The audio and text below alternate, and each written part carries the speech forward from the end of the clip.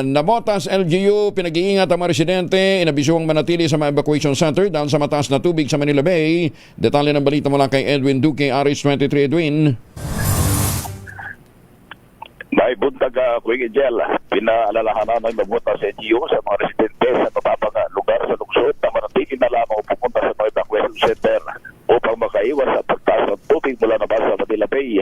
Dahil maliban doon sa mababang bahagi dinulot ng malalakas na pagulan kapakailan, ay dagdag pa itong mataas na level ng tubig ngayong umaga na abot ng 1.9. Mas mataas ito Kuya Gel kumpara kahapon na nagpabahan naman sa mababang lugar maging sa ilang barangay sa Palabot, Ubando, Bulacan at Bakaratig na lugar at kabilang na rito ang Valenzuela.